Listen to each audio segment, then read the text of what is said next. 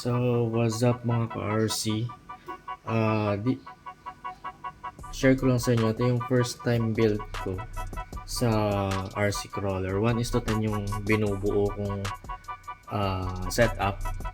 Tapos, eto, pira-piraso siya.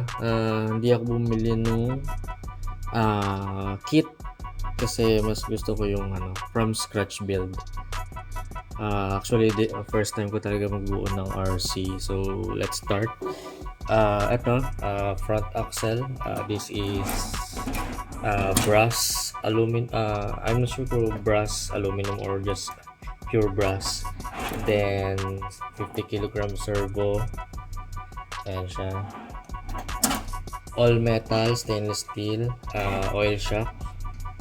Tapos, ito naman yung sa rear axle, brass din.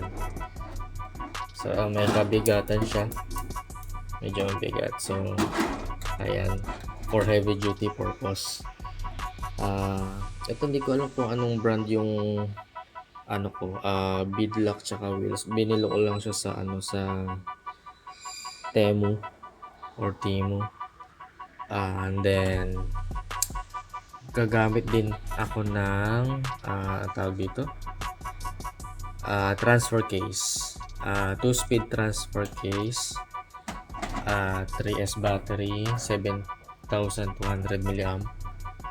Tapos ito 550 45 yata to. Basta yun, hindi ko na nakita yung sulat. Ayun, hindi ko lang kung nakikita nyo. 45T. So 45 yung torque. Tawag pala dito nung binili ko planetary gearbox. Tapos pinalitan ko na lang ng belt drive para wala lang, for aesthetics lang. Belt drive. Tapos hobby wing, ESC 1080 yata to. Tapos receiver, ang gamit kong receiver is lit ng sulat eh. Teka lang, hindi ko lang nakita yung sa video. FS BS6. Tapos ang partner niyang receiver is ito, yung FS GT5. Anong brand to? Kalimutan ko na. Fly Sky ata. Oo, Fly Sky. FS GT5. And then gumamit din ako ng, syempre ito.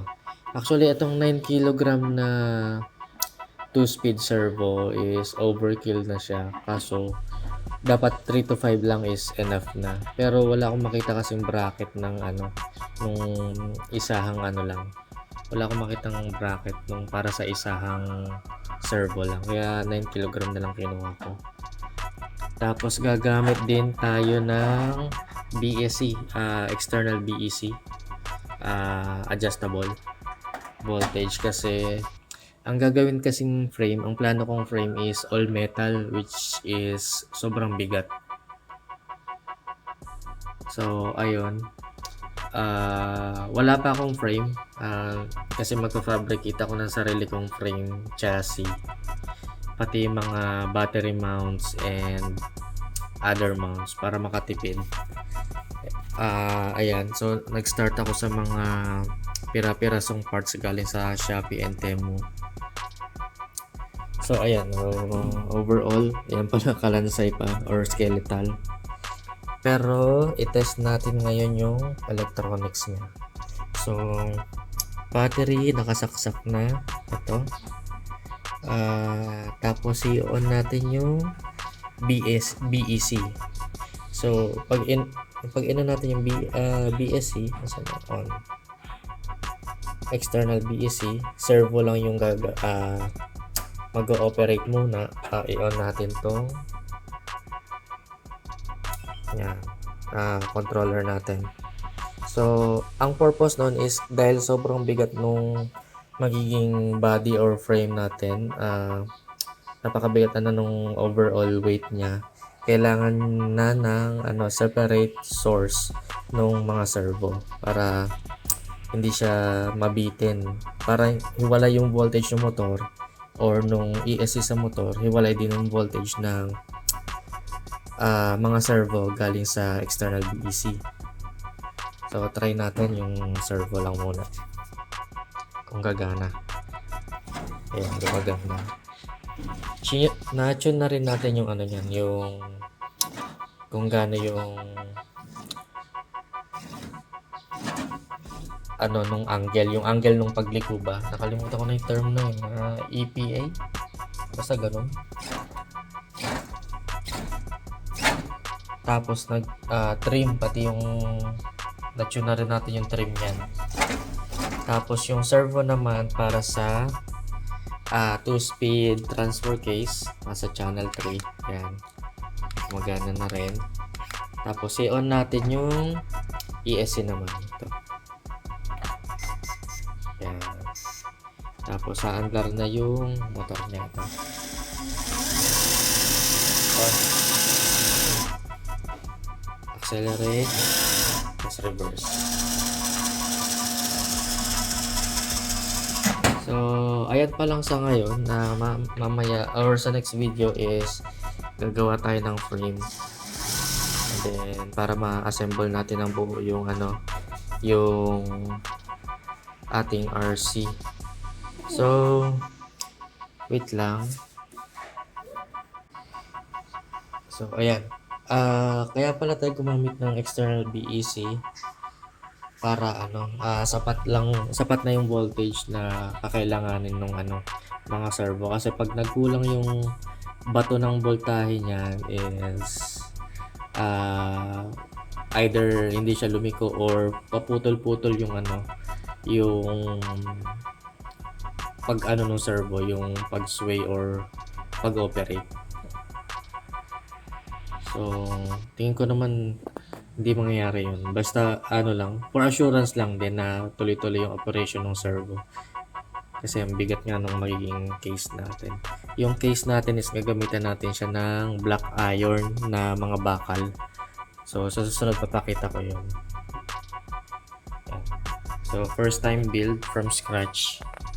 Nung una is wala talaga akong idea kung paano i-connect to. Inaral ko lang from the manual nung mga itong mga circuits o ayan yan, mga electronics niya. Alright, so next video, see you. So closer look sa gagamitin nating wheels and axles. Ito siya. Ayan.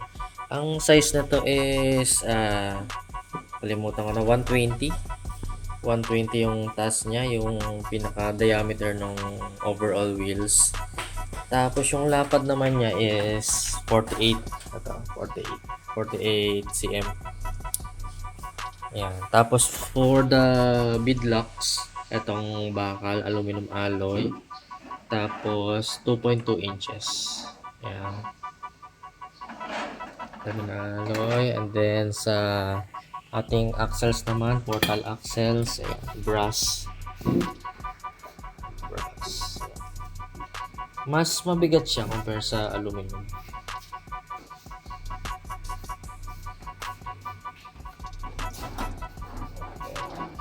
Okay. Tapos stainless steels na mga links.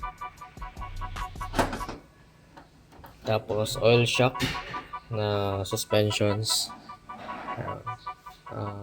Hindi naman siya yung premium na oil shock. Basta may magamit lang for scratch build. Then same lang din sa gagamitin natin sa rear. Ayan.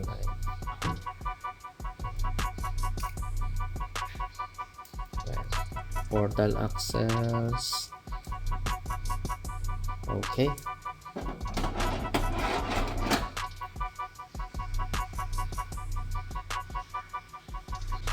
Tapos, and then closer look tayo sa sa ating gearbox and motor. Ayun, belt drive, and then planetary gearbox, 550 motor, 45T. Okay, and then aluminum alloy bracket. Okay. So, pupwesto natin to sa front part ng ating frame chassis. Okay. Alright. And then, specs ng ating transmitter ba to or receiver? Basta remote control. So, brand is FlySky FSGT5 partnered with FSBS6 na receiver. So, yan. 6 channels siya and then programmable. Di ko pa na check lahat ng mga options na pwede. First time kong gumamit kasi nito. So, okay.